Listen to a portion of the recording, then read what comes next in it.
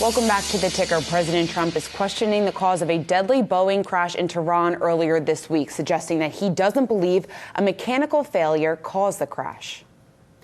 It was flying in a pretty rough neighborhood, and somebody could have made a mistake. Some people say it was mechanical. I personally don't think that's even a question, personally. So we'll see what happens.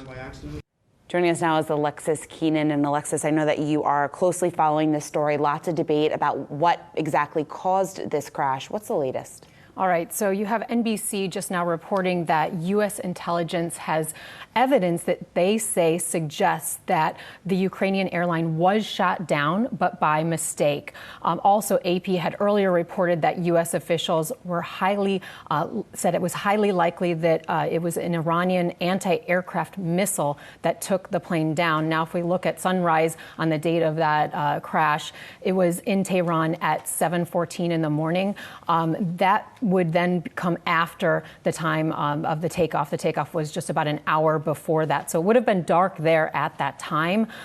New York Times reporting also U.S. officials saying that Iran's Civil Aviation Authority, they're saying that they've actually let the NTSB, American authority, in to help with the investigation. And our prior reporting was that Iran was going to block both Boeing as well as American authorities from looking at the flight data recorder. So that's good news that they have been invited to participate, and that's according to the New York Times. We haven't heard anything from Boeing in regards to anything new, I guess, at this point. No, and I continuously reach out to Boeing. They are staying quite quiet on this. Certainly, they do not want any news that there was a mechanical problem with this aircraft after what they've been going through with the 737 MAX. This was a 737-800 NG aircraft. That's the predecessor to the MAX. So any problems with that would be a real problem for Boeing right now. So that's the latest as far as NBC is reporting, citing sources, U.S. intelligence.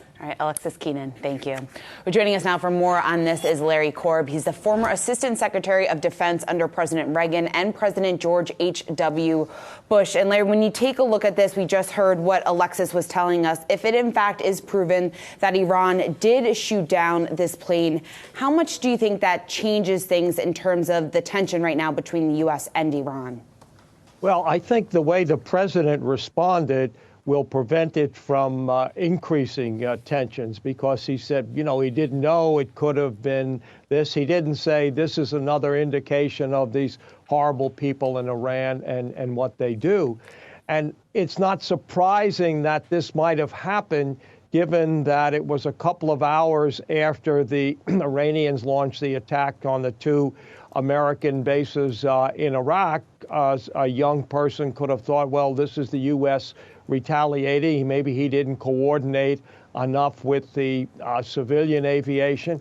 And remember, in 1988, we, the United States, during the war between Iran and Iraq, when we were trying to make sure that the Strait of Hormuz stayed open, we shot down an Iranian airliner by mistake, killing 290 people.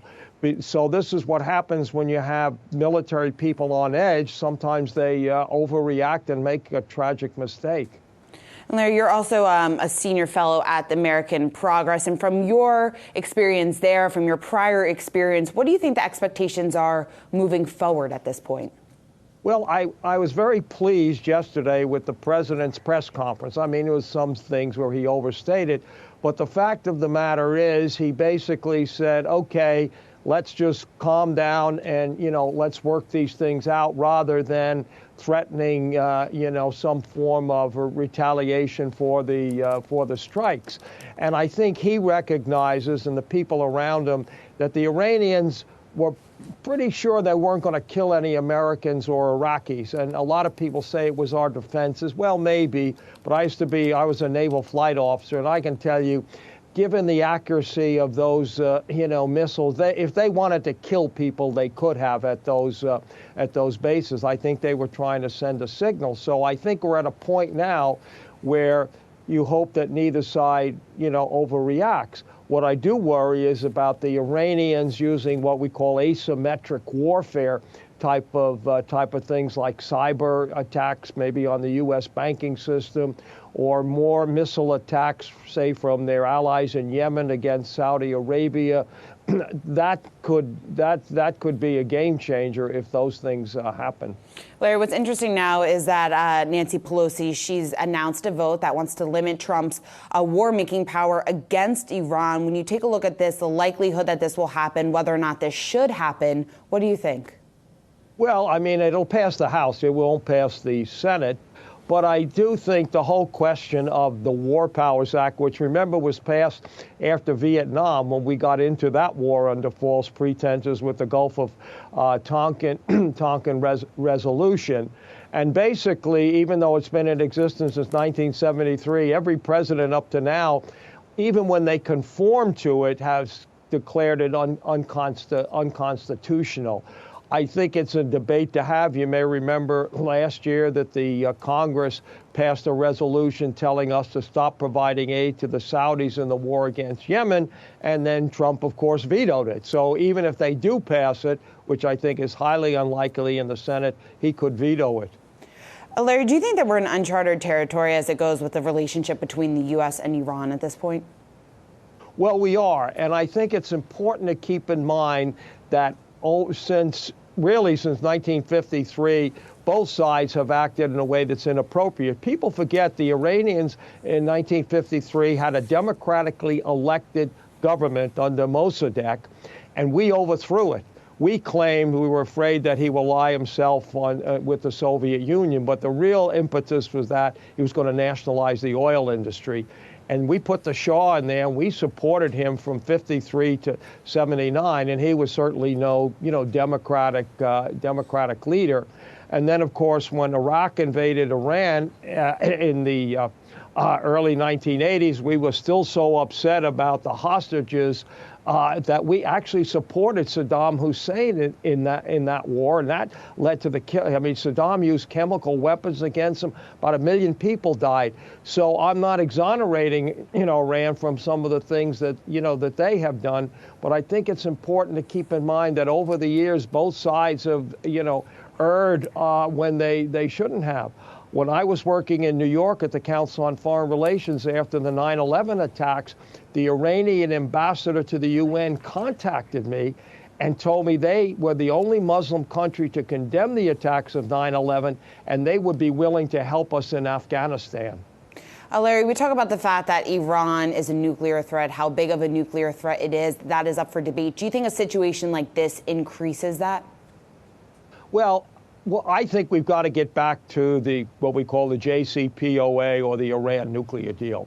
They're making some symbolic steps now to show they're not going to conform to it because we put the sanctions back on. In fact, Trump yesterday said he's going to put even more sanctions on. So they're trying to get some leverage. But really, that's where we got to get back to, because you really worry about things in the Middle East. If you ever had a nuclear arms race between Iran, for example, and Saudi Arabia, and Israel caught in between, that would really be devastating. And so we've got to get back to an arms control agreement. Hopefully, if there's a second Trump administration or a first, Democratic administration, they can go back, because it's not just us, the whole world, all of our European allies, and even the Russians and Chinese want to get back to that deal. Larry, you mentioned the fact that President Trump announced another round of economic sanctions. Do you think that that is the right response at this point? Well, it's better than a military response. But again, what's happened with this whole events here after, before we attacked the Iranian bases on the 29th, I guess, of December, and killed 24 people in response to them, the Iranian-led forces in Iraq killing an American contractor. The people in Iran were protesting against the government. They were very unhappy, not only with what the economic problems caused by the sanctions, but the government is not very efficient, and they spend too much money on, their foreign adventures. But after we killed General Soleimani, now it's all against the United States. And so if you wanted the sanctions to work, that would be the time to have them work to get them to change their behavior. And the people were unhappy, but we're going to have to wait and see what happens here after we hopefully calm down after the latest incidents. All right, Larry Korb, thanks so much for joining me today. Thank you for having me. Hey investors, Zach Guzman here. Are you interested in learning more about the markets and getting the latest financial news? Well, then click right here to subscribe to our Yahoo Finance YouTube channel. Get the latest up-to-the-minute market analysis, big interviews in the world of finance, and information on how to manage your money every day wherever you are.